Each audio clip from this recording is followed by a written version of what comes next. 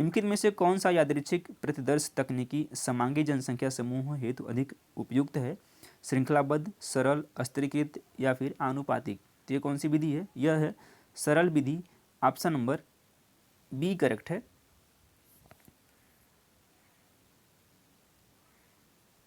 चलिए अगला प्रश्न लेते हैं।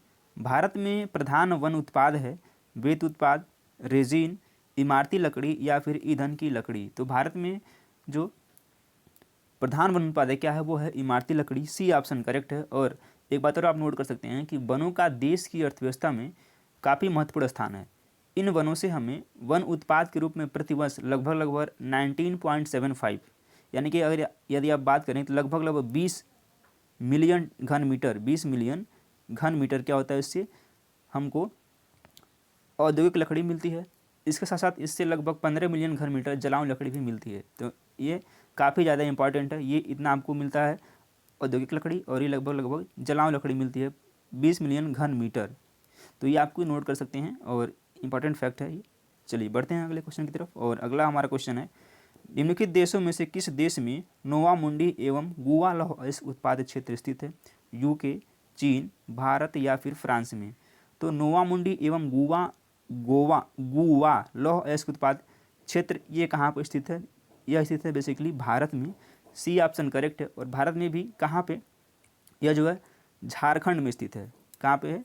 भारत में भी कहाँ पे? झारखंड में। मैंने इसको जेएच से लिख रहा हूँ, झारखंड में स्थित है।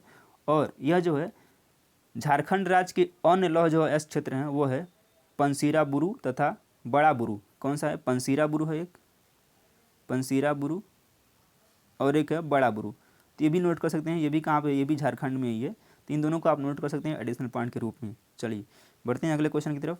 विश्व का सबसे बड़ा पाताली जल बेसिन कहाँ पर है? उत्तरी भारत के मैदान में, संयुक्त राज्य अमेरिका के बृहत मैदान में, उत्तरी सहारा में या फिर ऑस्ट्रेलिया के बृहत मैदान में? तो विश्व का सबसे बड़ा पाताली जल बेसिन यह कहाँ स्थित है? यह स्थित है ऑस्ट्रेलिया के बृहत मैदान में। डी ऑप्शन बिल्कुल सही है। और यहाँ पे पाताल तुड़कुआं सर्वाधिक विस्तृत क्षेत्र में उपस्थित है। इसका विस्तार क्वींसलैंड, न्यू साउथ वेल्स और दक्षिणी ऑस्ट्रेलिया में लगभग 6 लाख वर्ग मील क्षेत्र में देखने को मिलता है। तो ये आप नोट कर सकते हैं। डी ऑप्शन करेक्ट है। निम्नलिखित में से कौन सा युग्म सही सुमेलित है? लेटोसाल विषुवतरेखीय क्षेत्र है, लेटेराइट उपोष्ण कटिबंधीय क्षेत्र है, पॉटजॉल उष्ण कटिबंधीय क्षेत्र है, या फिर डी जलोढ़ मिट्टी शीत कटिबंधीय क्षेत्र है? तो कौन सा युग्म इसमें सुमेलित है? इसमें जो सुमेलित पूछा गया है, सही सुमेल पूछा गया है, तो इसका जो है लेटोसाल विषुवतरेखीय क्षेत्र में है। ए ऑप्शन बिल्कुल सही है। चलिए अगले क्वेश्चन पे बढ़ते हैं।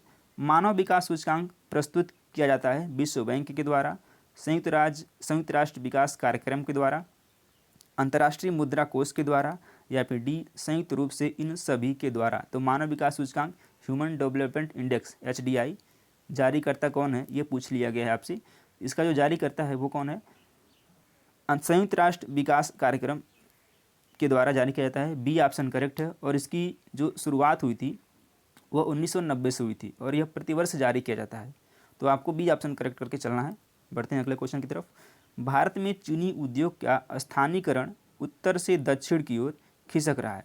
दिए गए कथन का मुख्य कारण क्या है? सस्ता श्रम, बाजार की उपलब्धता, सस्ती ऊर्जा, या फिर डी गन्ने की अधिक उपज एवं सुक्रोज की मात्रा? तो भारत में चीनी उद्योग का जो स्थानीयकरण है वह कहाँ? उत्तर से दक्षिण की ओर खिसक रहा है। इसका रीजन क्या है? तो इसका जो रीजन है गन्ने की अधिक उपज एवं सुक्रोज की मात्रा। कुछ गन्ने ऐसे हैं जिनमें सुक्रोज की मात्रा अधिक होती है, इसी वजह से ये ऐसा हो रहा है। डी ऑप्शन बिल्कुल करेक्ट है। चलिए, और यही लगे हाथ आप एक करंट का क्वेश्चन नोट कर सकते हैं कि गन्ना उत्पादन में प्रथम राज्य कौन सा है? तो गन्ना उत्पादन में जो प्रथम राज्य कौन सा है? यूपी है। आप कमेंट बॉक्स में कमेंट कर सकते हैं यूपी और किस किस के उत्पादन में प्रथम स्थान पर आता है। कमेंट बॉक्स में कमेंट करिए, एक नंबर यहाँ से कन्फर्म करिए करंट का ये क्वेश्चन है। निम्नलिखित में से किस योजना ने उद्योगों के प्रादेशिक प्रकीर्णन के लिए विकास केंद्रों की स्थापना का गुणात्मक प्रस्ताव लाया? तीसरी पंचवर्षीय योजना, 8वीं पंचवर्षीय योजना, 7वीं पंचवर्षीय योजना, या फिर 5वीं पंचवर्षीय योजना? 8वां है। 8वीं पंचवर्षीय योजना ने उद्योगों के प्रादेशिक प्रकीर्णन के लिए विकास केंद्रों की स्थापना का गुणात्मक प्रस्ताव लाया था। कौन सा है? यह है 8वीं पंचवर्षीय योजना। बी ऑप्शन करेक्ट है। जनजातियों एवं उनके आवास के निम्नलिखित युग्मों में से कौन सा सही सुमेलित नहीं है? फुलानी पश्चिमी अफ्रीका, मसाई या फिर पूर्वी अफ्रीका, बंटू सहारा या फिर नुबा सूडान। तो इनमें से कौन सा सही सुमेलित नहीं है ये आपको बताना है। इसमें से 3 सुमेलित हैं, एक इसमें सुमेलित नहीं है। तो फुलानी कहाँ पे है? फुलानी जो है उत्तरी नाइजीरिया तथा निकटवर्ती क्षेत्र। फुलानी उत्तरी नाइजीरिया तथा निकटवर्ती क्षेत्र यानी कि पश्चिमी अफ्रीका। मसाई कहाँ पे है? तो जो मसाई हैं, बंटू कहाँ पे है? बंटू है मध्य तथा दक्षिण अफ्रीका। बंटू मध्य तथा दक्षिण अफ्रीका, यानी कि बेसिकली ये वाला क्वेश्चन गलत, सी वाला गलत है। नुबा, बुशमैन, ये कुछ क्वेश्चन मिसमैच दिया हुआ है, तो इसको कट करते हैं और बढ़ते हैं अगले क्वेश्चन की तरफ। अफ्रीका की निम्नलिखित झीलों का दक्षिण से उत्तर की ओर सही क्रम पहचानना है। ये बेसिकली काफ़ी इंपॉर्टेंट है। टेगानिका, न्यासा, रुडोल्फ तथा विक्टोरिया। रुडोल्फ, न्यासा, टेगानिका तथा विक्टोरिया, या फिर सी है न्यासा, टेगानिका, विक्टोरिया तथा रुडोल्फ, और डी है विक्टोरिया, रुडोल्फ, टेगानिका तथा न्यास्पा। तो कौन सा इसका क्रम सही है? तो इसका जो क्रम सही है वह है सी, न्यासा है, टोगानिका है, विक्टोरिया है, उसके बाद रुडोल्फ है। सी ऑप्शन बिल्कुल करेक्ट है। चलिए, निम्नलिखित में से किसका सही सुमेल नहीं है? पीट, निम्न कोटि का कोयला, कंपेज उष्णकटिबंधीय घास मैदान, क्रोमियम फर्स्ट खनिज ईंधन है, फैजेंडा कहवा की खेती है। इसमें से कौन सा एक सही नहीं है? तो इसमें से पीट निम्न कोटि का कोयला है, ये भी करेक्ट है। कंपोज ये क्या है? उष्णकटिबंधीय घास मैदान है, ये भी करेक्ट है। क्रोमियम क्या है? क्रोमियम खनिज ईंधन न होकर के क्या है? यह जो है खनिज धातु है। क्रोमियम ईंधन नहीं है, धातु है, इसी वजह से ये गलत है।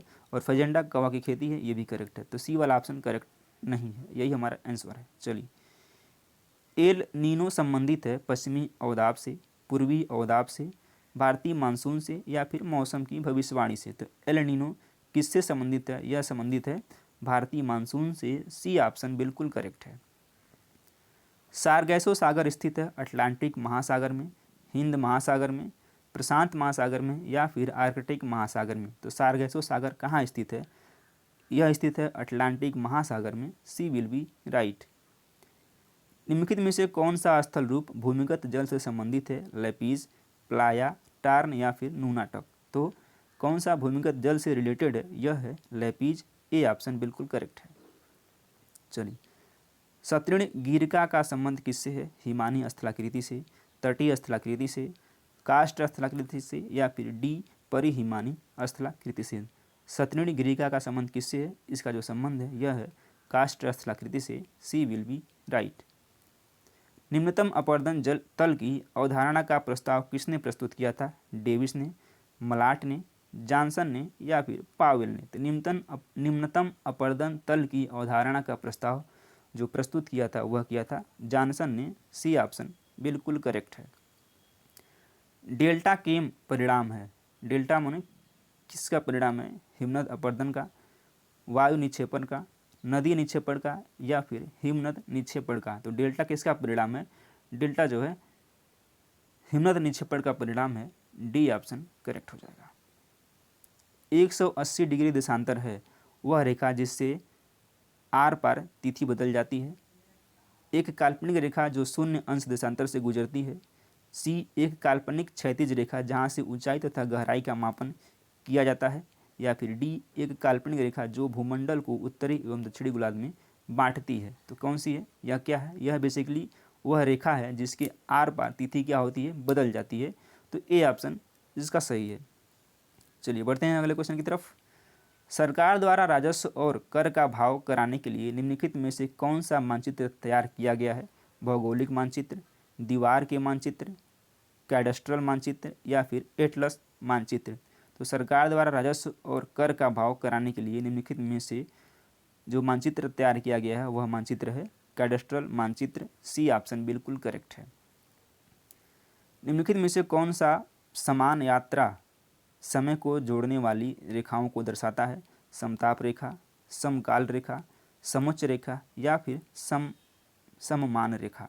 तो कौन सा समान यात्रा समय को जोड़ने वाली रेखाओं को दर्शाता है वह है बी समकाल रेखा। बी ऑप्शन बिल्कुल करेक्ट है। भारत के किस राज्य में वन क्षेत्र यानी कुल प्रतिवेदित क्षेत्र के प्रतिशत के रूप में सर्वाधिक है? जम्मू एवं कश्मीर, अरुणाचल प्रदेश, नागालैंड या फिर मेघालय। तो भारत का जो क्या है कुल प्रतिवेदित क्षेत्र के प्रतिशत के रूप में क्या है वह है नागालैंड। सी ऑप्शन बिल्कुल करेक्ट हो जाएगा।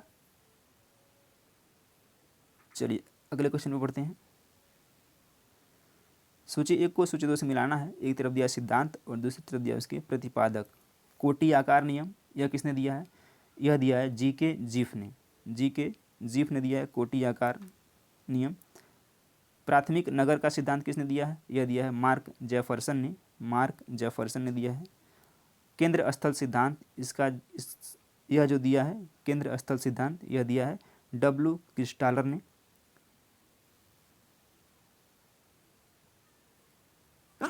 सॉरी। नगरीय भूमि उपयोग का सेक्टर किसने दिया है? यह दिया है एच होयर तथा डेवी ने। तो ए का 3, बी का 4, सी का 1। ए का 3, बी का 4 और सी का 1। ऑप्शन नंबर ए में दिया गया है और ए इसका करेक्ट आंसर है। सॉरी, ए का 3, ठीक है, बी का 4 और सी का 1 और डी का 2। ए ऑप्शन करेक्ट हो जाएगा। चलिए अगला क्वेश्चन लेते हैं। यह कथन किस पर लागू होता है? वनस्पति के लिए कोई अवकाश नहीं है, विकास तीव्र, अनवरत और सतत होती है। यह किस पे लागू होता है? टैगा वन, मानसूनी वन, भूमध्य सागरीय वन क्षेत्र या फिर दृष्टिमय उष्णकटिबंध। किस पे लागू होता है? यह लागू होता है वृष्टिमय उष्णकटिबंध पर। डी ऑप्शन बिल्कुल करेक्ट हो जाएगा। उड़ीसा में कौन सी खान है निकल खनन के लिए प्रसिद्ध है? वेलाडीला, रत्नागिरी, कटक या फिर भुवनेश्वर। तो उड़ीसा में जो खान है वह खनन के लिए प्रसिद्ध है, वो कौन सी खान है? वह है Cuttack. Option number C correct है।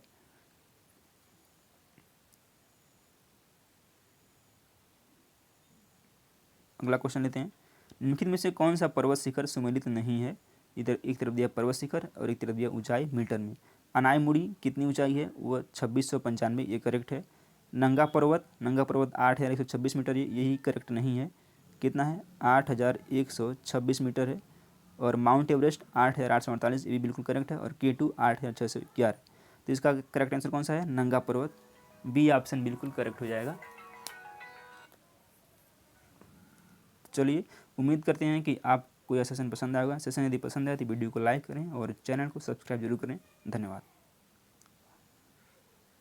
निम्नलिखित भारत के राज्यों में अपने उपभोग अधिक चावल उत्पन्न करता है। अपने उपभोग से अधिक चावल उत्पन्न कौन करता है? असम, पंजाब, तमिलनाडु या फिर पश्चिम बंगाल। तो सबसे ज़्यादा इसमें क्या हो जाएगा? ये पंजाब है। बी ऑप्शन करेक्ट है। बेसिकली चारों विकल्प में असम, पंजाब, तमिलनाडु एवं पश्चिम बंगाल चावल उत्पादक राज्य हैं, किंतु पंजाब भारत के राज्यों में अपने उपभोग से अधिक चावल उत्पन्न करता है, यानी कि जितना उसकी खपत है उससे ज़्यादा वो चावल उत्पन्न करता है पंजाब। और ये चारों जो हैं क्या हैं? चावल उत्पादक राज्य हैं। विनिमय क्रिया के अंतर्गत नहीं आता है माल परिवहन, दूर संचार, खुदरा व्यापार या फिर प्रबंधन। पूछा क्या गया है? विनिमय क्रिया के अंतर्गत क्या नहीं आता है? यह आर्थिक भूगोल यानी कि इकोनॉमिक ज्योग्राफी के अंतर्गत आता है ये क्वेश्चन। तो क्या है? प्रबंधन जो है विनिमय प्रक्रिया के अंतर्गत नहीं आता है। D option will be right. काल गुरली किसके लिए प्रसिद्ध है? हीरा के लिए, सोना के लिए, ग्रेफाइट के लिए या फिर टीन के लिए। तो काल गुरली पूछा क्या गया है? काल गुरली बेसिकली ये भी पूछ सकता है कि काल गुरली क्या है या फिर काल गुरली किसके लिए प्रसिद्ध है? तो यह सोना के लिए प्रसिद्ध है। बी ऑप्शन राइट हो जाएगा। पश्चिमी पठार क्षेत्र में प्री कैम्बियन शिल्ड है जहाँ प्रचुर मात्रा में खनिज संसाधन पाया जाता है और ऑस्ट्रेलिया का 2/3 क्षेत्रफल इस पठार से घिरा हुआ है। उत्तर में बृहद रेतीला मरुस्थल, गिब्सन मरुभूमि एवं वृद्ध विक्टोरिया मरुस्थल यहाँ के मुख्य क्षेत्र हैं। इसी पठार के क्षेत्र में कालगुरली तथा कुलगाड़ी की विश्वविख्यात सोने की खदानें स्थित हैं। एक तो कालगुरली और दूसरा क्या है? कुलगाड़ी। ये भी याद रखिएगा, ये भी यहीं का क्षेत्र है। निम्नलिखित में से पश्चिम घाट के वृष्टि छाया प्रदेश के अंतर्गत आता है महाबलेश्वर, बारामती, पंचगनी या फिर रत्नागिरी। तो पश्चिमी घाट के वृष्टि छाया प्रदेश के अंतर्गत कौन सा आता है? यह आता है बारामती। बी ऑप्शन राइट हो जाएगा। और यह महाराष्ट्र राज्य में पुणे जिले में स्थित म्यूनिसिपल काउंसिल में है। क्या है यह, कहाँ पे है, महाराष्ट्र में पुणे में स्थित ये क्या है, एक म्यूनिसिपल काउंसिल है। तो इस तरह से बी ऑप्शन करेक्ट हो जाएगा। ये भी पूछ सकता है कि बारामती किस राज्य में, तो आपको बता देना है कि महाराष्ट्र में। निम्नलिखित युग्मों में से कौन सा युग्म सुमेलित है। एक तरफ क्षेत्र दिया है और एक तरफ दिया है जनजातियाँ। मलेशिया पूछा गया क्या, कौन सा युग्म सुमेलित है। मलेशिया में क्या पाए जाते हैं, मलेशिया में पाए जाते हैं आपके इसका जो करेक्ट आंसर हो जाएगा डी, थाईलैंड। सुमेलित है थाईलैंड यानी कि जारवा। अब बात करते हैं विकल्प ए युग्म सुमेलित है।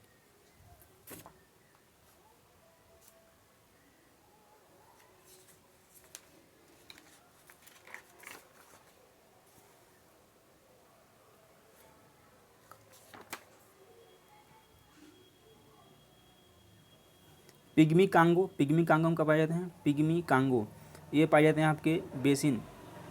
पिग्मी पाए जाते हैं कांगो बेसिन में। पिग्मी कहाँ पाए जाते हैं, ये पाए जाते हैं कांगो बेसिन में।